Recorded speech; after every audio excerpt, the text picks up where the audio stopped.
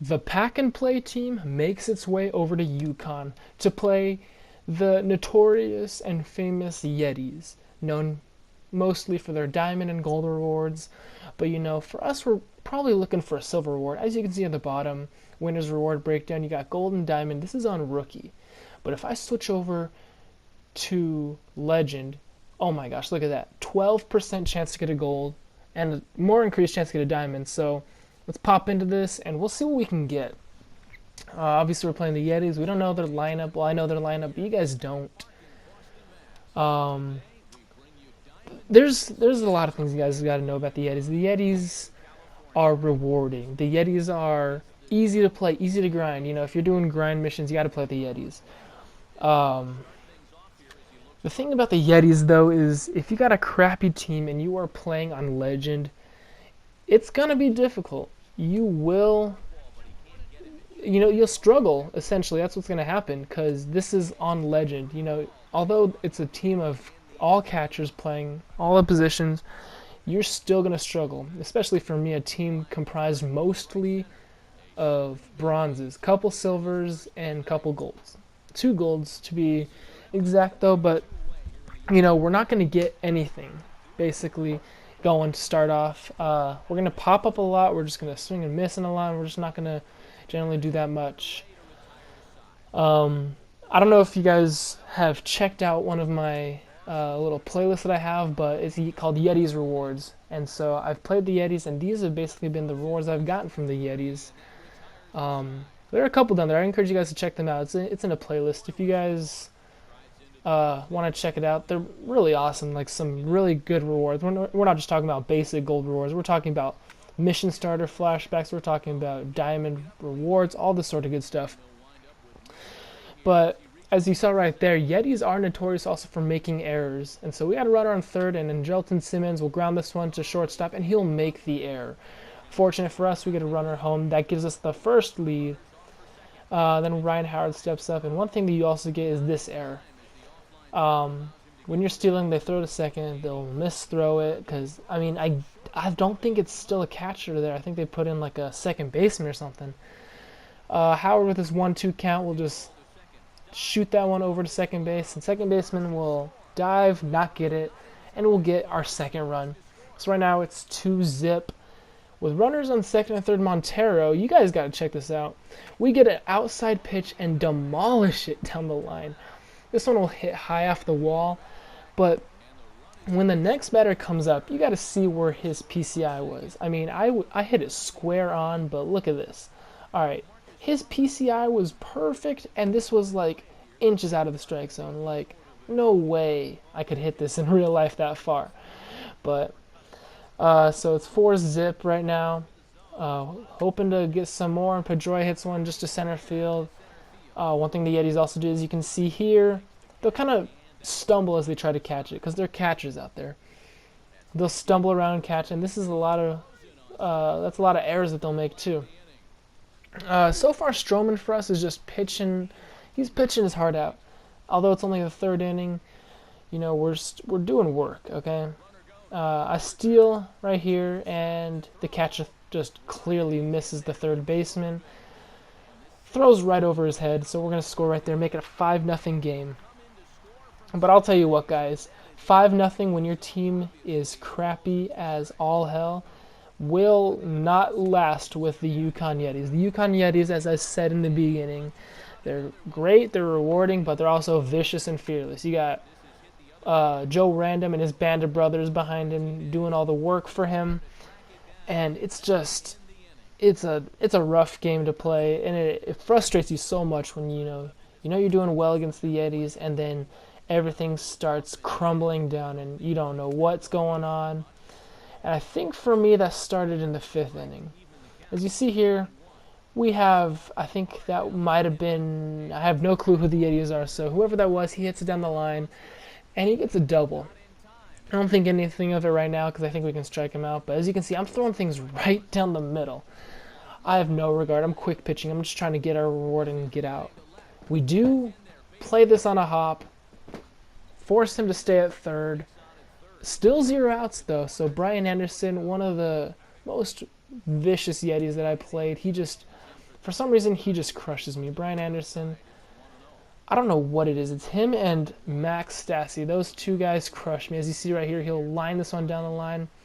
Don't know what happened with them, but I guess they're both staying at their base, so run comes in to score for them. I can tell at this moment that Sean Nolan, his pitcher, is going to bunt. I ignore their tip and I throw bottom of the strike zone. He bunts it perfectly to third baseman. We're not going to take any risk. We're just going to get the sure out at first, bringing runners to second and third for oh so beautiful Joe Random to smash this one into the gap and score both runs. Although I still have a 1-run lead, I am like furious right now because I'm like, okay, now I actually got to play. I was hoping I would get like a lead that I had and I would be able to coast through it, make this a short, simple video, and that would be it. But, you know, Mike Stassi and Joe Random have a lot of different plans for that, so he'll just ground out right there, and then we get Jesus Sucre to come up. Again, I'm just quick pitching him. I want to get out of this inning. I'm being reckless. And it ends up just backfiring completely on me. As you see, he destroys one over the monster. My TV was just about through my monitor right now. My controller was just about through my monitor. I was livid that I could just be so dumb and not, be careful against some of these hitters. Even though they're commons, you're still playing on legends, so they're still gonna be smacking off you.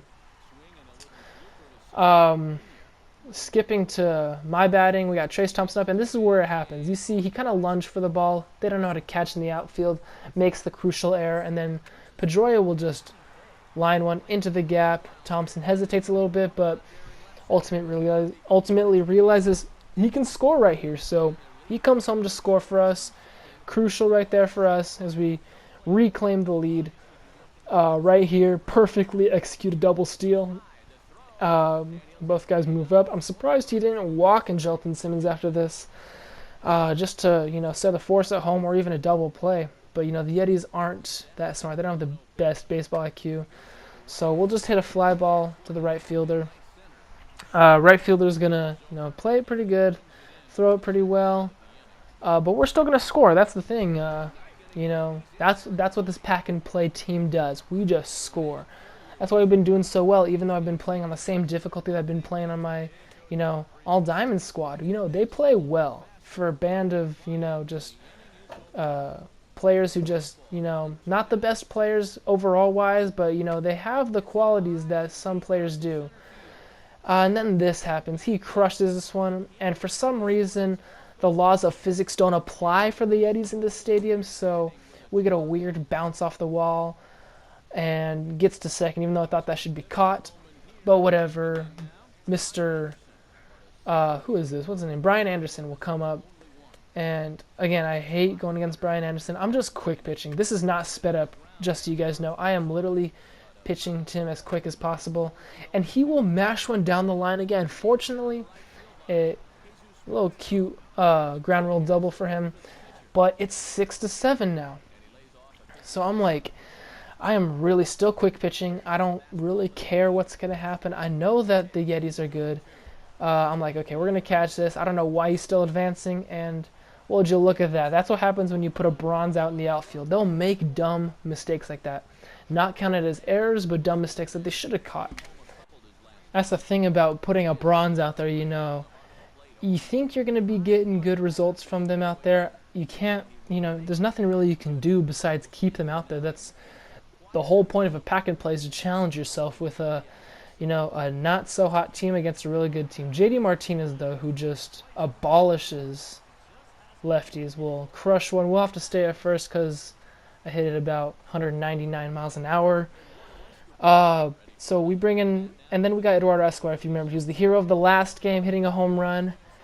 Still 7-7 in the seventh inning. 7-7-7, lucky numbers for Vegas, as if that makes any sense. But Eduardo Escobar is just, at this point, we're guessing high fastball. I mean, it's the cheeky thing to do is guess high fastball, but desperate times call for desperate measures, and I need to win this game. I'm not going to suffer a loss to the Yetis because, oh my gosh. I've taken losses to the Yetis as he catcher again pretty much, doesn't know where to throw the ball, so he just throws it to a fan in the stands.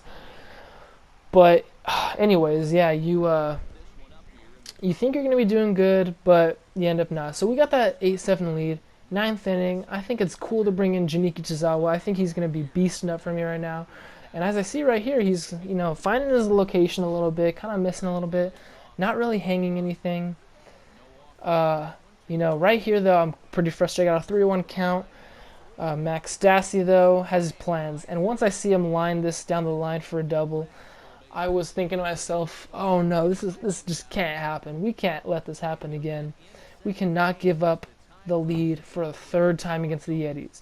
This would be the third time for them if they were to score here. I'm frustrated again, quick pitching him, missing my zone all over the place, which is bad because you don't want to do that because then they will hit the ball. They'll crush the ball, as you saw with Sucre, who hit the home run the other time.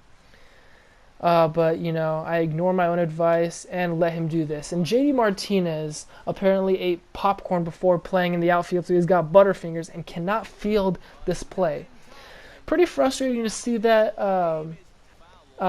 When you think about it, I was about to hold him, but whatever. We'll go to the bottom of the ninth with 2 outs. My boy Trace Thompson up right now, and he'll get a single. And right as I see him get a single, the only thing on my mind is, oh man, we got to steal base. We got to get him to third.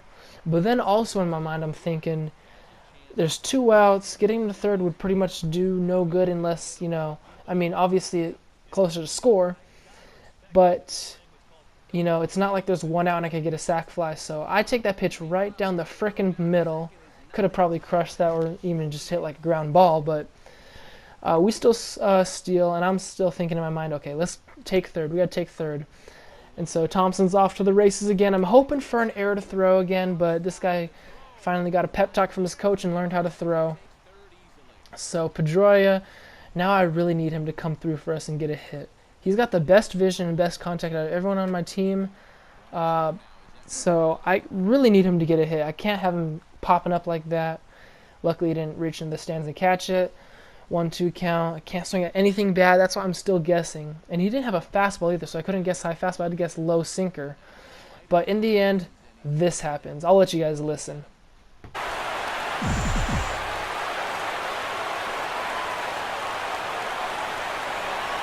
Hit high and deep out to left.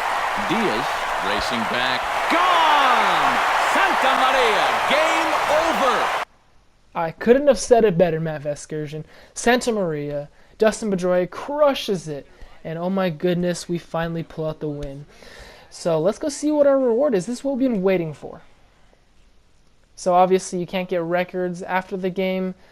It's an offline game, so you don't really get records. But let's get something. And as you see here, boom, Ian Kinsler. That's what we're looking for. Oh, but he goes away. We do have 2 silvers, and we end up getting Scott Kazmir. He will fit nice in our bullpen, another lefty. But if you look at him, I love Scott Kazmir. I'm a Dodger fan, but look, he doesn't have any stats that really jump out at you. Stamina's his highest. He's got a little bit of break, not really good hits per nines or any per nines. So we're just hoping for something after. And boom, look at this. 92 overall Johnny Cueto, our new ace, to go with a nice 1-2 punch with Aaron Sanchez. Oh, that's so beautiful. Thank you, Johnny Cueto. Hate the Giants. Love seeing Johnny Cueto in my post-game rewards, though. So I'm going to put him in my starting rotation right away. That's going to end the video, guys. Really appreciate you guys coming. Appreciate all of you guys. Please like, subscribe, do all the things you can. I'll see you guys later. Peace out.